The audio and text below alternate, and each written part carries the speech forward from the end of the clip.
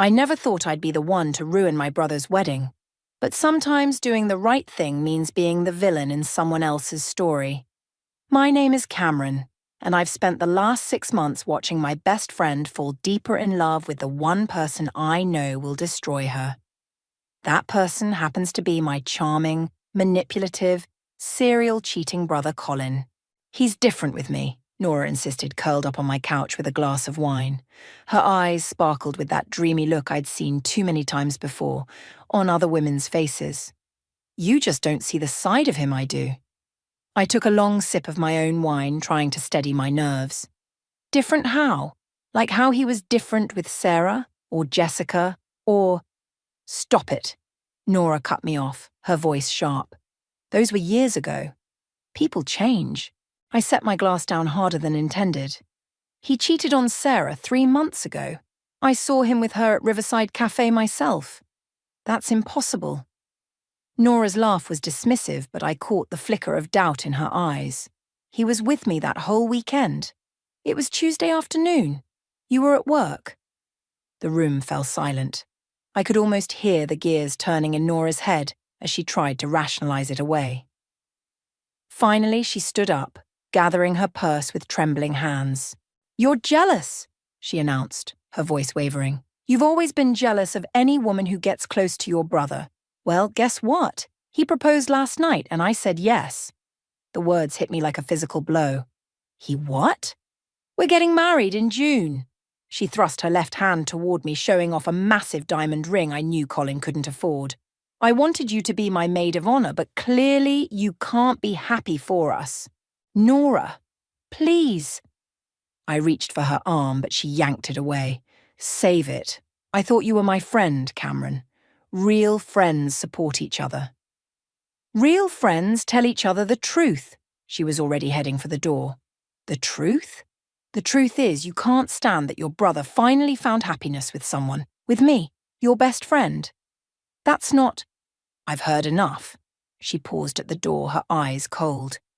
"Either get on board with this wedding or stay away from both of us." The door slammed behind her, leaving me alone with my half-empty wine glass and the crushing weight of what I knew was coming. My phone buzzed, a text from Emma, our mutual friend. "Nora just posted about the engagement. Congrats on becoming sisters." I typed back, "We need to talk. Coffee tomorrow?" Emma replied instantly, "Usual spot, 9 a.m. The next morning, over steaming lattes, I told Emma everything. About Sarah, Jessica, and at least 3 others I knew about in the past year alone.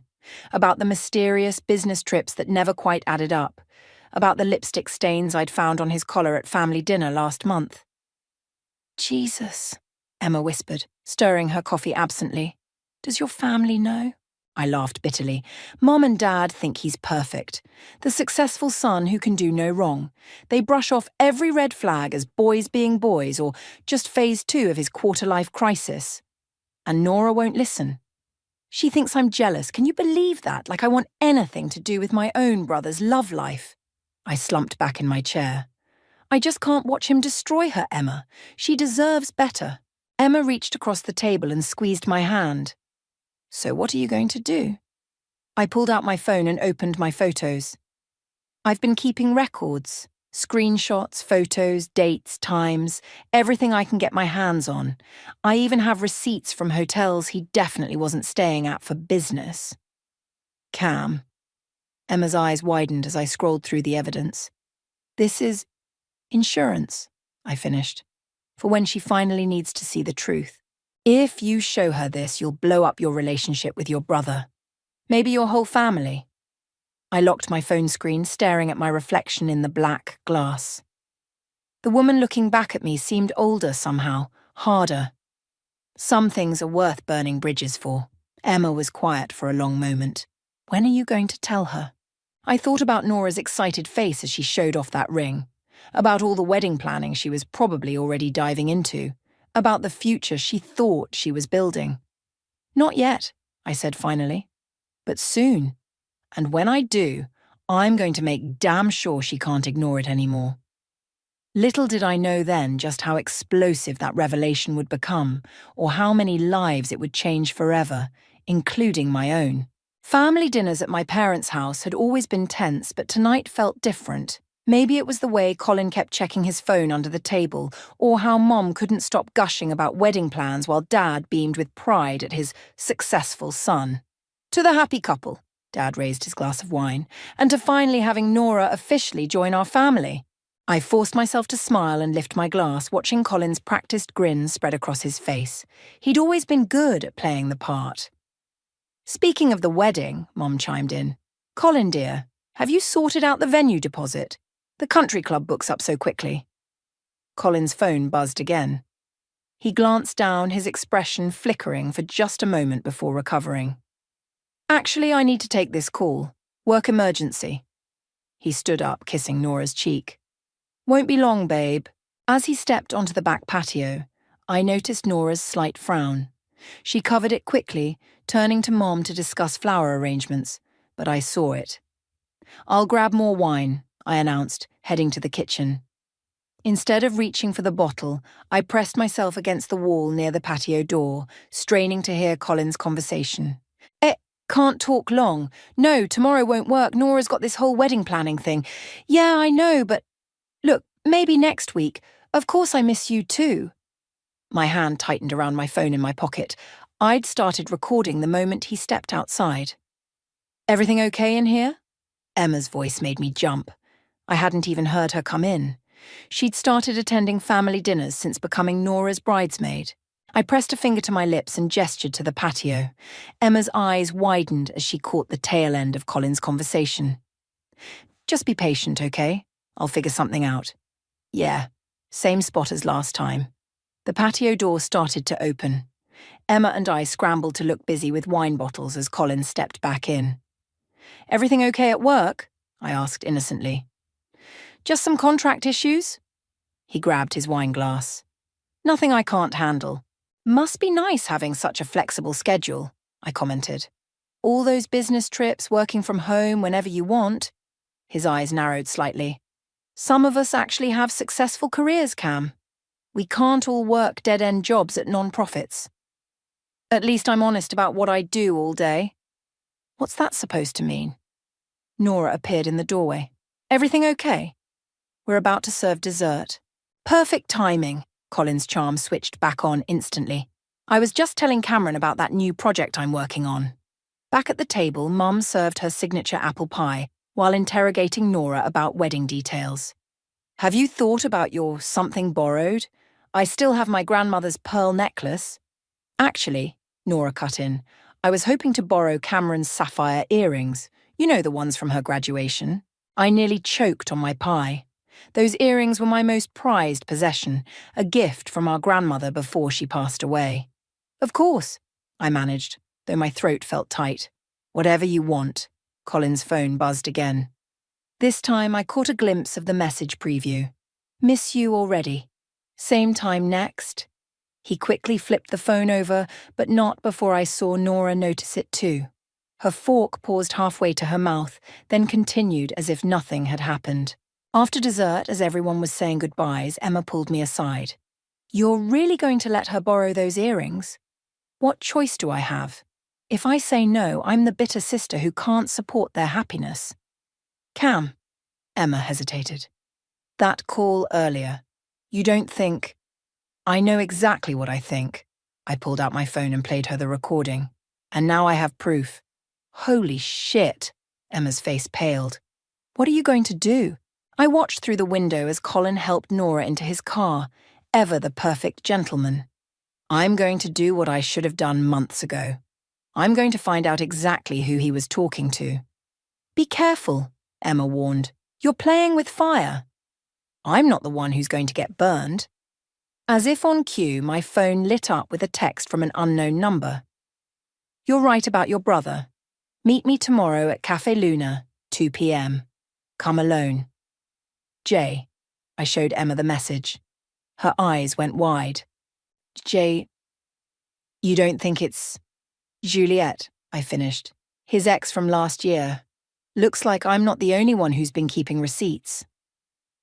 The game was changing, and for the first time since this whole mess began, I felt like I might actually have a chance to save my best friend from making the biggest mistake of her life. Café Luna was quiet at 2 p.m., just a few students with laptops and the occasional business person grabbing late lunch. I spotted Juliet immediately. She hadn't changed much since I'd last seen her at one of Colin's company parties a year ago. "I wasn't sure you'd come," she said as I slid into the seat across from her. "I wasn't sure you were really who sent the text." I studied her face. "Why now?" Juliet pushed a manila envelope across the table. "Because I saw the engagement announcement on Facebook. She deserves to know what she's getting into." Inside the envelope were hotel receipts, screenshots of text conversations, and photos. Lots of photos. My stomach turned as I flipped through them. "These are from last month," Juliet finished. "And the month before that. And the month before that." "You've been seeing him this whole time?" She laughed bitterly. "Not exactly. I've been collecting evidence this whole time. There's a difference." She tapped one of the photos. "That's Sarah from accounting. This one's Rebecca from marketing. And this," she pointed to a blonde I didn't recognize. "This is Melissa. She works at the country club where they're planning to have the wedding." "Jesus Christ, Colin," I muttered. "It gets better." Juliet pulled out her phone. "Watch this." The video showed Colin at what looked like a business dinner, his hand clearly visible on the thigh of a woman who definitely wasn't Nora. The timestamp was from 3 days ago. "How did you get all this?" "Let's just say your brother isn't as clever as he thinks he is, and he's pissed off a lot of women who talk to each other." The cafe door chimed. We both tensed, but it was just Franklin, Colin's business partner, walking in. He froze when he saw us. "Well, well," he said, approaching our table. "This is interesting." "Franklin," Juliet's voice was ice. "Still covering for him?" He glanced between us, then pulled up a chair. "Not anymore. That's actually why I'm here. I assume you got my message about meeting." "That was you?" I asked. "Through Juliet." "Yes. Look, I've spent years making excuses for Colin, redirecting questions, booking separate hotel rooms." He ran a hand through his hair. "I can't do it anymore. Not with this wedding happening." "Why now?" I pressed. "Why do you suddenly care?" "Because Nora's father is investing in our company as a wedding gift, 7 figures. If this blows up after that..." "It's fraud," Juliet finished. Franklin nodded. "Among other things. I've got records of everything. The real hotel bookings, the fake expense reports, even surveillance footage from our office." My phone buzzed. A text from Nora. "Dress fitting tomorrow. Can't wait to see you there." "Shit," I muttered. "The wedding's in 3 weeks. How did this get so far?" "Because Colin's good at what he does," Juliet said. "He makes everyone feel special, like they're the only one who really understands him. Meanwhile," she gestured at the pile of evidence. "I need copies of everything," I said. "And I mean everything." Franklin pulled out a USB drive. "Already done. But Cameron, be careful how you use this. Colin's got a temper when he's cornered." "Don't I know it?" I gathered everything into my bag. "Thank you, both of you." "One more thing," Juliet called as I stood up. "Check his text messages with someone saved as Work Project M. That's Melissa from the country club. They're planning to meet the night before the wedding." My blood ran cold. "The rehearsal dinner?" "Exactly." Outside the cafe, I called Emma. "You're not going to believe what I just got," I said when she answered. "Actually, you're not going to believe what I just heard," she countered. "Nora's talking about moving up the wedding. She wants to do it in 2 weeks instead of 3. "What? Why?" "She's not saying, but..." "Cam, I think she's starting to suspect something. She keeps asking weird questions about Colin's schedule, his business trips." I clutched the envelope tighter. "I need to tell her." "Not yet," Emma said quickly. "Wait until after the dress fitting tomorrow. Let her have that moment at least." I watched a happy couple walk past the cafe, hand in hand, completely oblivious to how quickly perfect lives can unravel. "Okay," I agreed. "But after that, no more waiting. This ends before she says I do."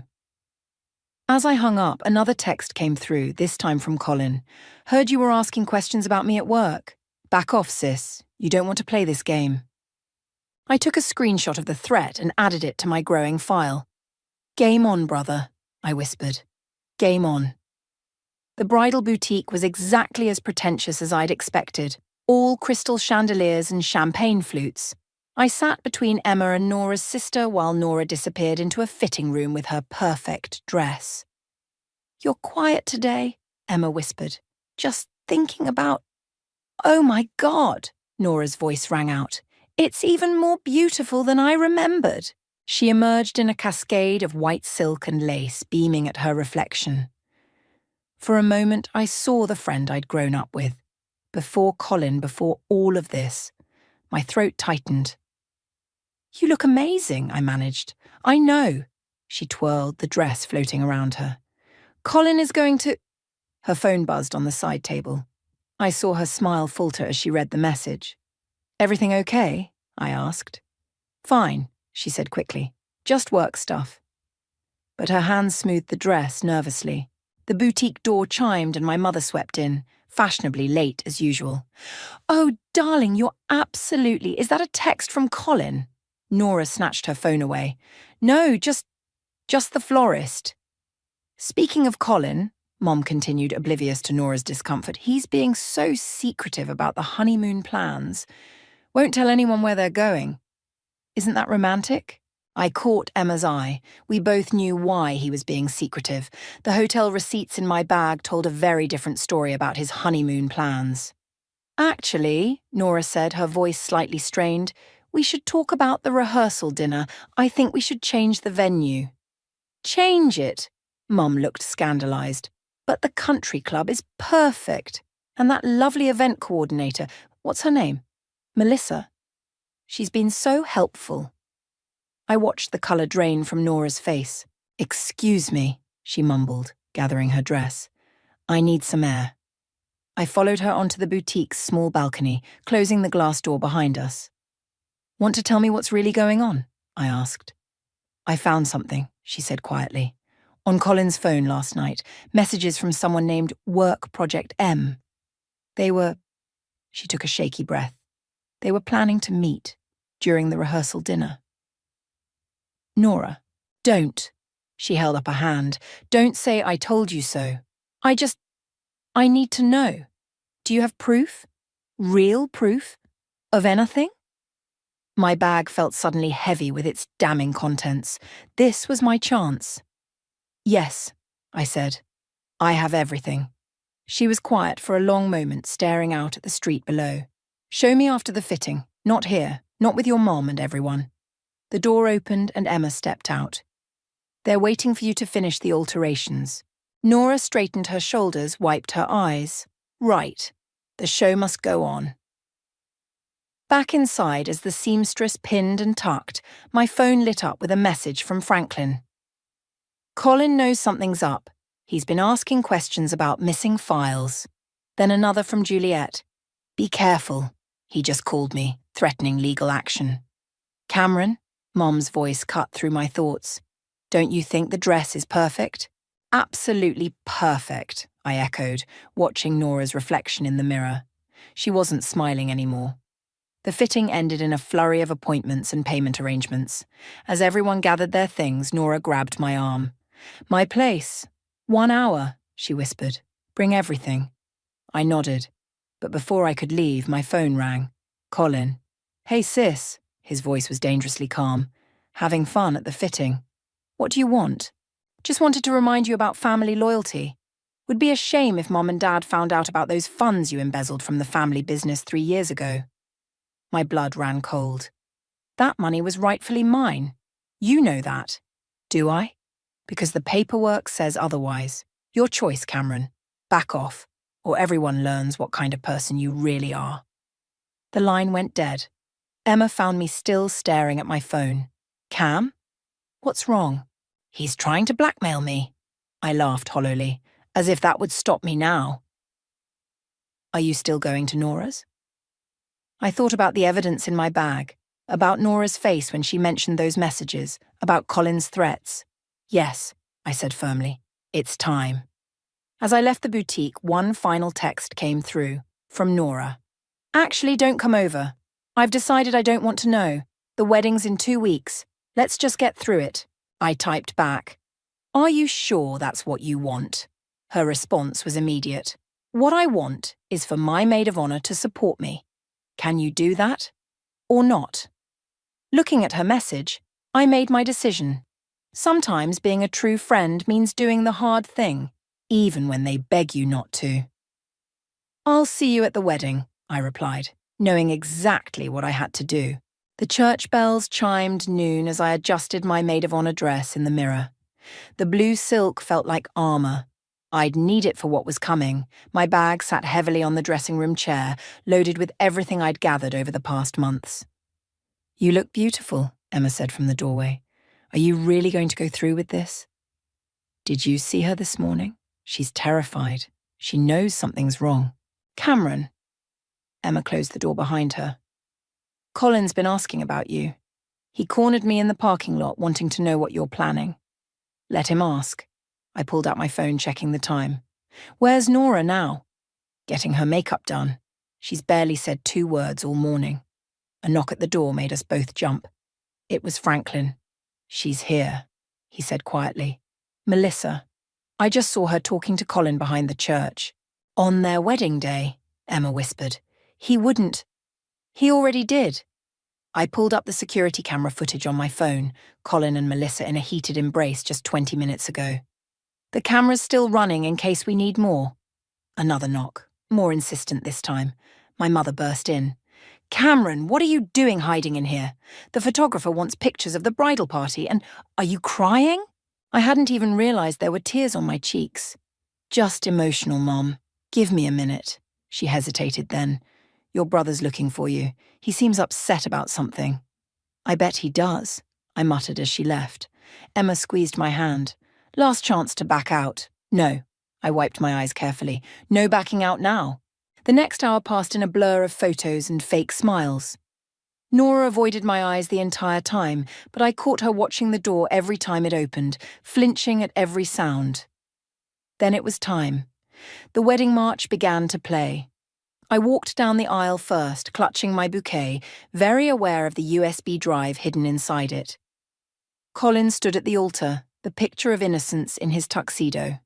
Our eyes met. His narrowed slightly. The music swelled. Everyone stood. Nora appeared in the doorway, radiant in white. Her father led her forward, step by step, toward the man I knew would destroy her. Dearly beloved, the priest began. I scanned the crowd. Juliet was there, 3 rows back, just as planned. Franklin sat near the front, his laptop open on his lap, ready. Emma stood beside me, her hand brushing against my arm in silent support. If anyone has reason why these two should not be joined in holy matrimony, my heart pounded. Not yet. Not here. The ceremony continued.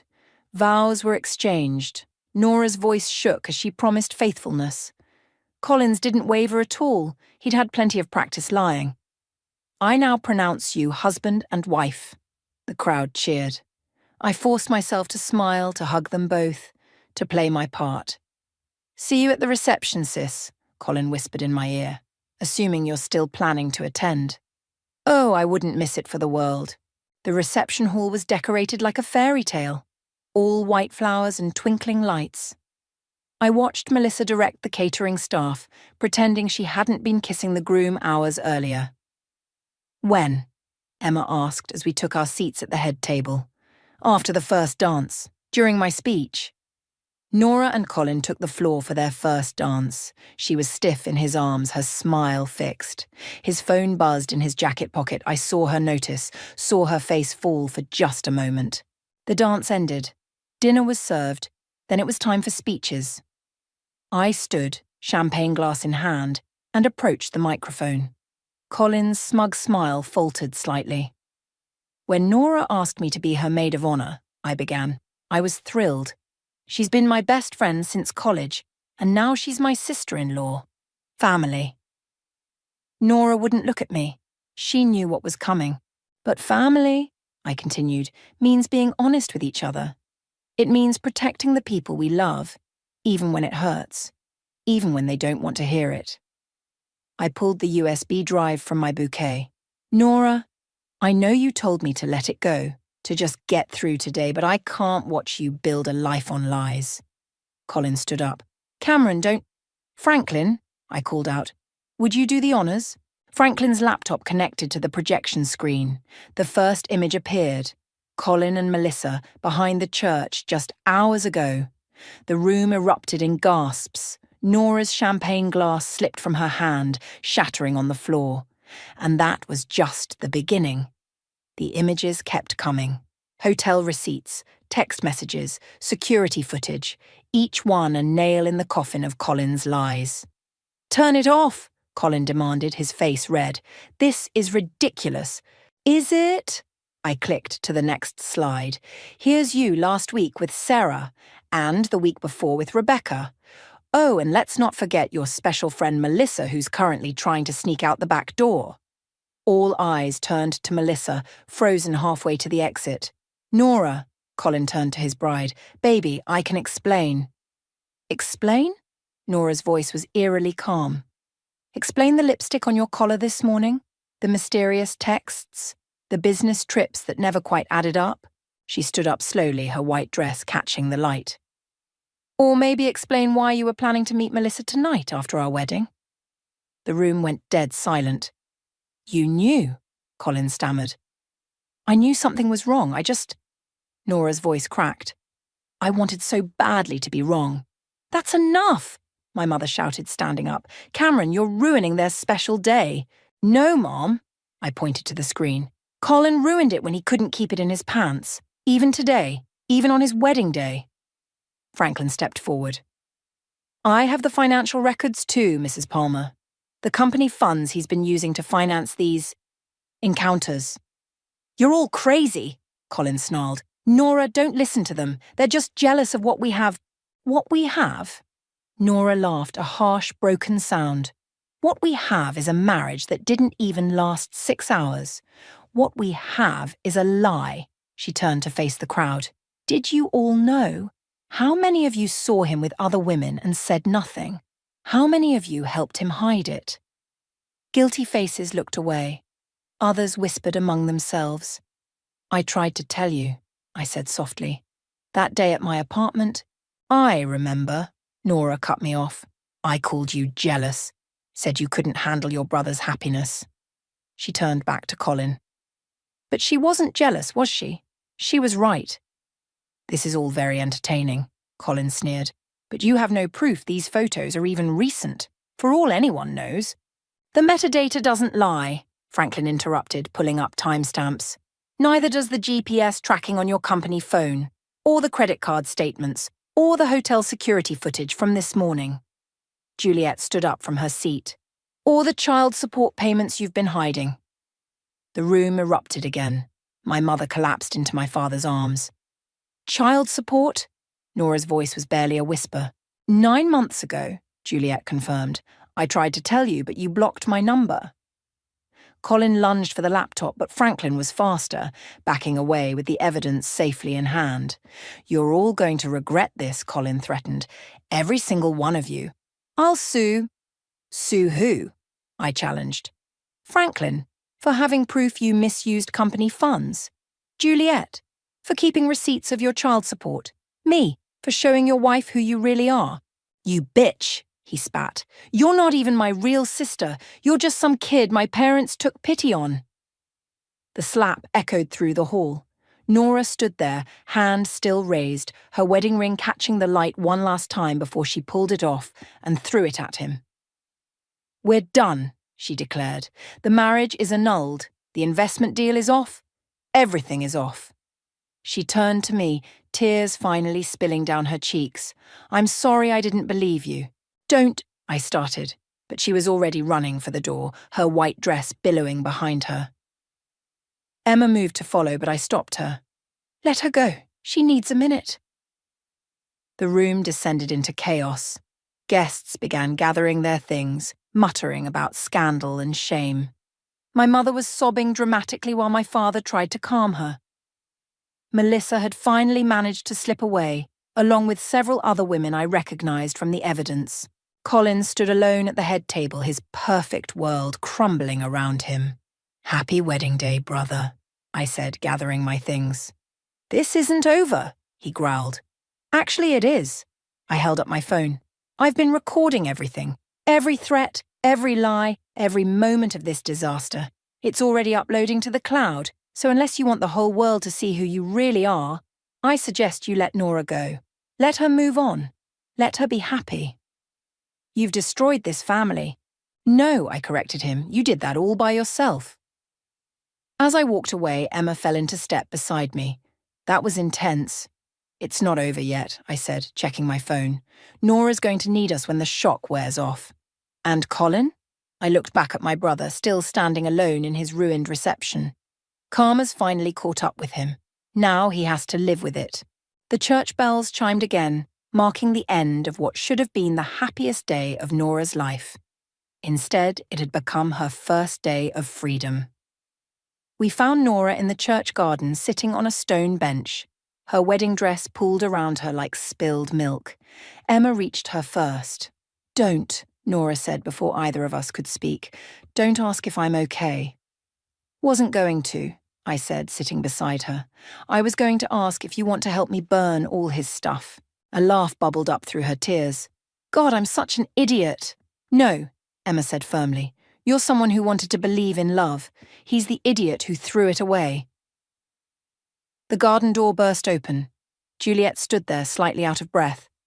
"You need to come back. Now." "I'm not going anywhere near him," Nora started. "It's not about Colin. It's your father. He's confronting Franklin about the company investment." We rushed back to find the reception hall had devolved into something between a business meeting and a Jerry Springer episode. Nora's father had Franklin cornered by the cake table. "Those funds were already transferred," he was shouting. "7 figures, into your company account. Actually," Franklin pulled out his phone, "the transfer was scheduled for Monday, after the wedding. I stopped it this morning." "You had no right." "I had every right," Franklin cut in. "As CFO, it's my job to prevent fraud. And investing under false pretenses, that's fraud." "False pretenses?" Nora's father turned to find her standing there. "Princess, tell them this is all a misunderstanding. Tell them you and Colin can work this out." "Work what out, Dad?" Nora's voice cracked. "The cheating? The lies? The baby he has with another woman? Every marriage has problems." "This isn't problems," she exploded. "This is my whole life being a lie, and you're worried about money?" The room fell silent. Even the remaining guests stopped their gossiping to watch. "The company investment is cancelled," Nora continued, her voice stronger now. "The marriage is over, and if anyone has a problem with that, they can leave. Now." As if on cue, Colin chose that moment to return, flanked by my parents. "Nobody's going anywhere," he announced. "This is all just a misunderstanding. Nora, baby, let's talk about this privately." "There's nothing to talk about," she said. "It's over." "Over?" my mother scoffed. "Don't be dramatic. Every marriage has its rough patches." "Rough patches?" I couldn't help laughing. "Mom, he has a secret child. He was kissing another woman hours ago. Behind the church." "You stay out of this," Colin snapped. "This is all your fault anyway, always sticking your nose where it doesn't belong." "My fault?" I stepped forward. "Was it my fault you slept with Sarah, with Rebecca, with half the women in this room?" "You're exaggerating." "Am I?" I turned to the remaining guests. "Anyone else want to share their Colin story? Now's the time."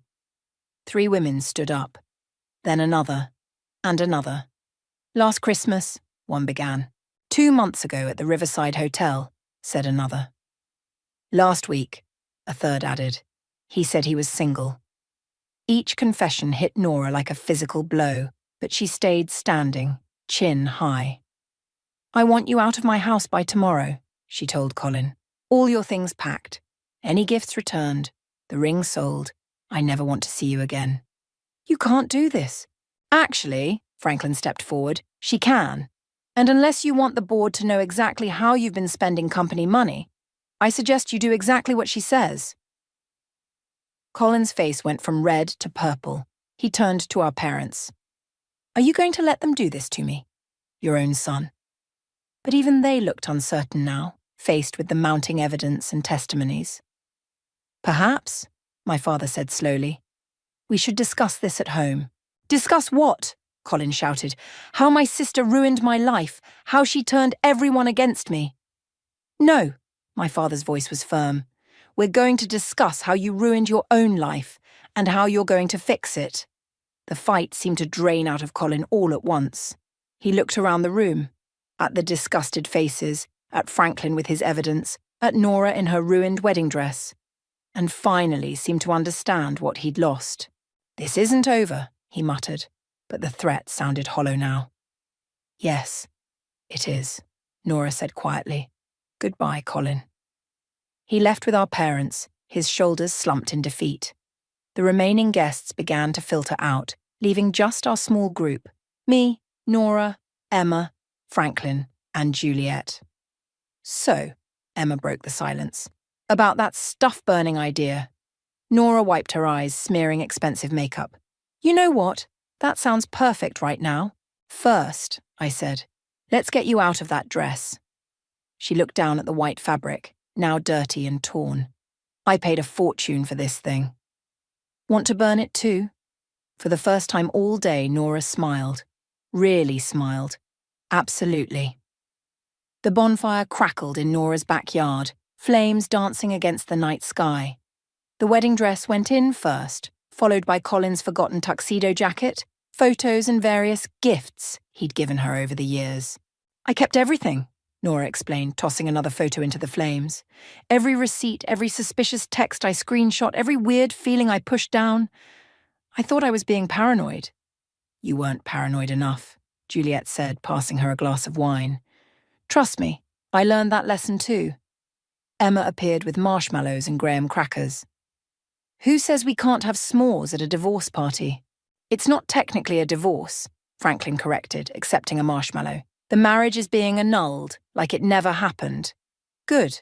Nora pulled off her engagement ring, the last reminder, because I never want to think about this day again. My phone buzzed. Colin calling for the 10th time. I declined it.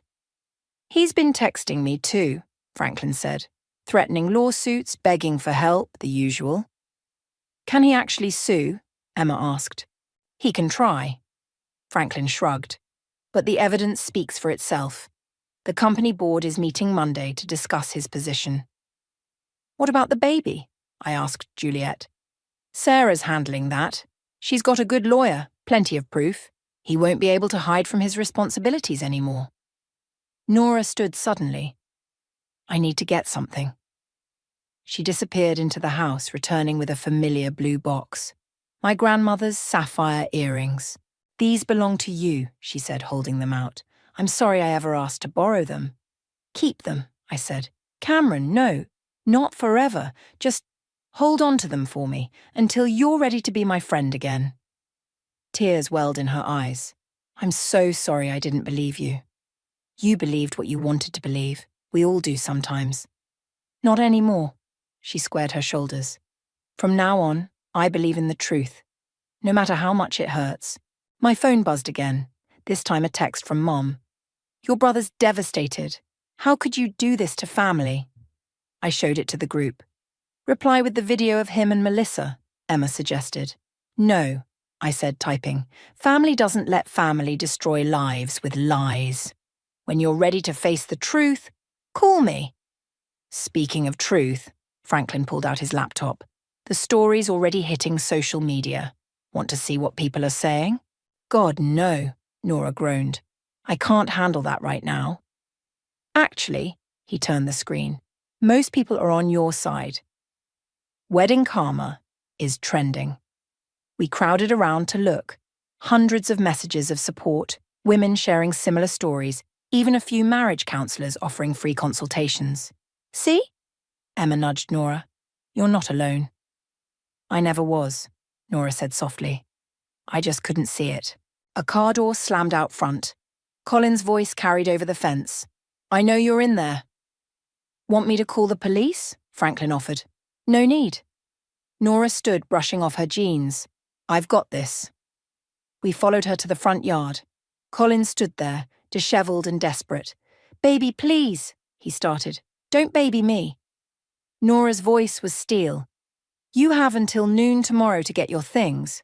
Anything left goes in the bonfire. You can't just throw away our whole relationship.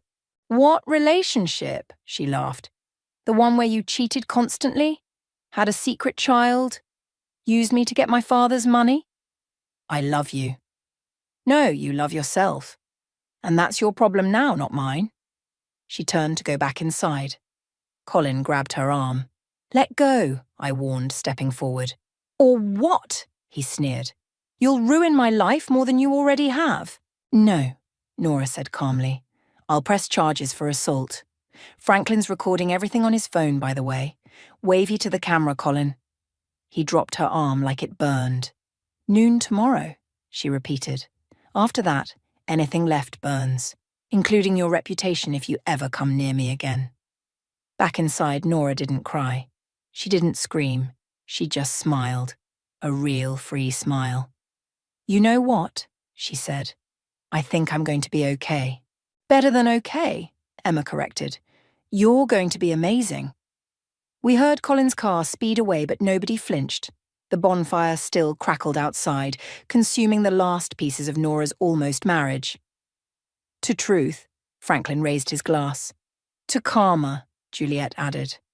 To freedom, Nora said. To real family, I finished, looking at our odd little group.